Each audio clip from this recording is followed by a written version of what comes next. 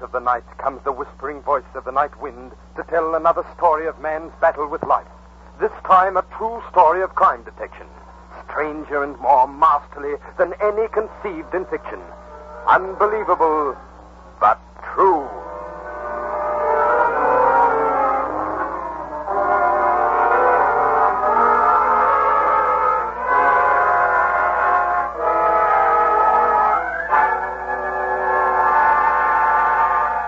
We'll force the door if you don't open up. All right, Sergeant. Use that axe.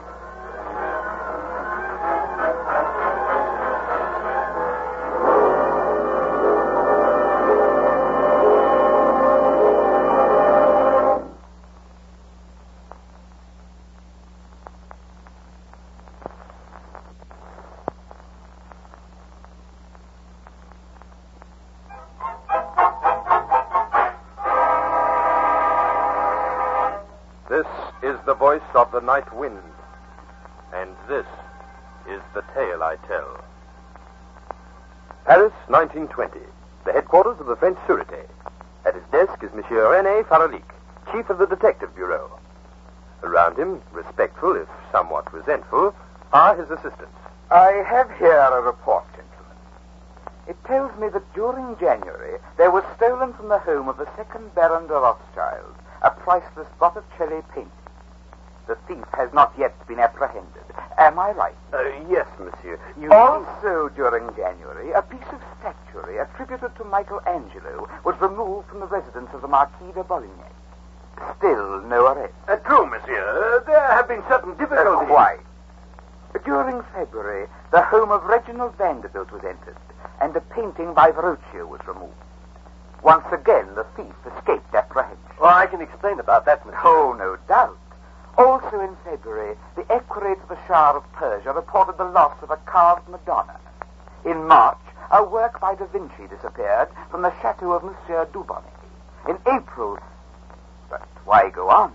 The list is endless.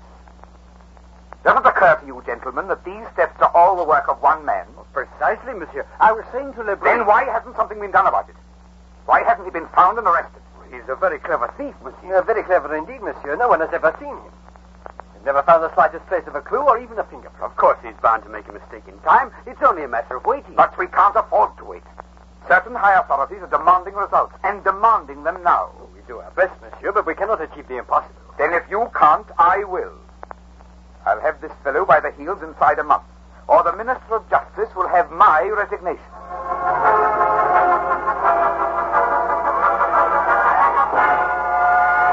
It's easy to boast, Monsieur Faralique, but how can you hope to succeed when the best brains of your department have failed? There are no clues, nothing. So where are you going to start? Hadn't you better write that resignation now, Monsieur Faralique? Why do you keep fiddling with that list? You've read it through a dozen times already. It won't tell you anything. Botticelli, Verrocchio, Da Vinci, Michelangelo. Our friend is obviously a connoisseur of art, a man who knows what he wants and takes it. A man who... What is it, monsieur? Every one of these pieces is Italian Renaissance. He could have taken Daumiers, Corot, Monets, Van Gogh, but no. He passes all these by and takes only Renaissance art. And what does that prove? Nothing, my friend, but it gives me an idea. A week later, a modest paragraph appears in one of the Paris newspapers. It says merely, Monsieur and Madame Aragios of Brazil, who recently had the good fortune to acquire a chalice attributed to Benvenuto Cellini, will entertain at their apartment on the evening of September the 6th, so that friends and lovers of art may inspect their priceless treasure. That should produce results. The night of the reception arrives. In the middle of the salon stands the chalice on a pedestal. Close by it are 4 husky policemen, out of uniform. Servants move among the crowd, carrying trays of wine glasses. For some reason, the servants all wear gloves. Perhaps it's an old Brazilian custom. Or is it? Perhaps you can explain the gloves, Monsieur Faralique. Oh, but certainly. You see, when the guests take the filled glasses, there is no trace of the human touch on them. But when the empty glasses are returned to the kitchen, what do they bear? Why, the fingerprints of their users, of course. Here, as you see, I have a staff of fingerprint experts. And here come the photographers. They will photograph every print. And tomorrow we will hunt through the files at headquarters. It might be amusing, huh? Yes, it might be amusing. And so it turns out. For it seems that no less than 8 guests at the reception have police records. Yet only one of them seems to interest you particularly, monsieur. Who can it be? His name is Jules Corry. A few years ago, he was an art dealer in Tours. He went to jail for selling fake masterpieces of Florentine art. After a year, he escaped. So Monsieur Corry was at the reception, eh? Well, well, we progress. But not under his own name, surely. Naturally, I provided for that. Here you see I have a visitor's book that each guest was asked to sign as he entered. Here, from Corrio's dossier, is a sample of his handwriting, and here... Now, let me see. Here, in the book, is writing that matches it. The signature of a certain Henri Samé. Samé. Ah, the scent gets warm. A directory gives Henri Samé's address. A bachelor apartment in the smart Faubourg Saint-Honor. Adroit shadowing proves that Samé and Corrio are the same man. That evening, while Corrio is absent, the detective lets himself into the apartment with a skeleton key. Strictly unethical, of course, you understand, but in the circumstances, quite necessary. But surely you don't expect to find any of the stolen goods here. Please, monsieur, you do me an injustice. I seek something else.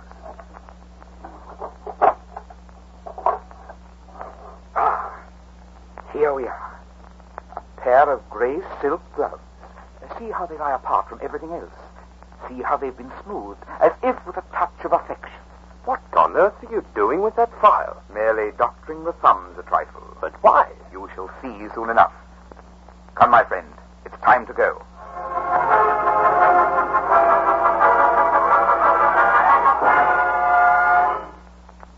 At the Aragios apartment, the Cellini chalice remains on view for 4 days, still under the police guard.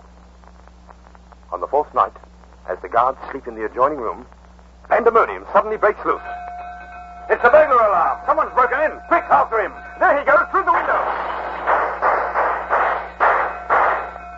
Did you hit him? I don't think so. Hurry, we'll lose him. We've lost him already. Listen. And yes, my friend, we've lost the chalice, too. And if you ask me, we've also lost that job. Why doesn't someone turn that cursed burglar alarm off?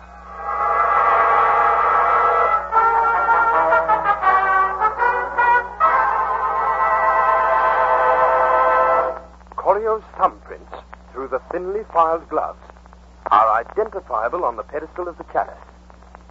But of the man himself, there is no sign, though detectives keep his apartment under constant observation for 3 days.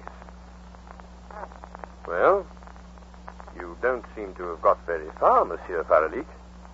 You've proved that Corrio is the thief, but you've lost him. And the chalice. I don't think so. Come with me, monsieur. Where are we going? To the apartment of a certain Mademoiselle Lucille, a friend, a very dear friend of our Monsieur Corrio. It is a tasteful apartment Monsieur Faralik enters. The apartment of a wealthy, discriminating woman. It's decorated with furniture and paintings of the Renaissance period.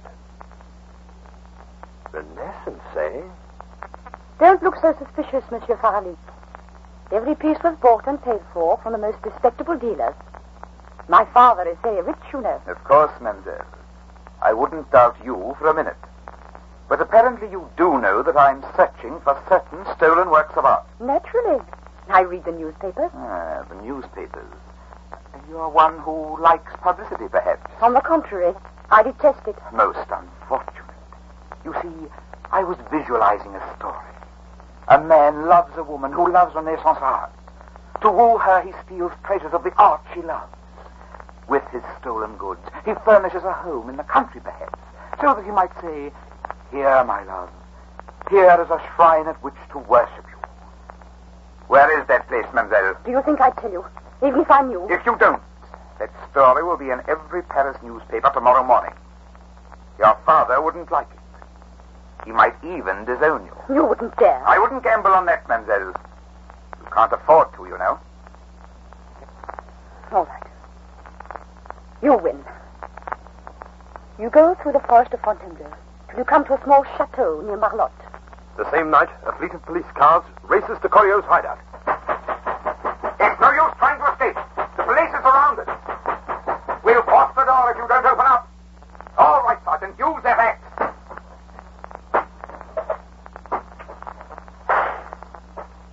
I think I heard a shot, sir.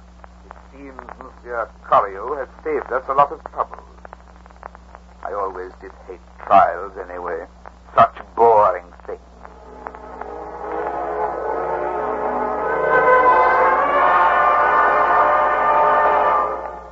And that is the tale of the Night Wind. A strange but true story brought to you from Out of the Night.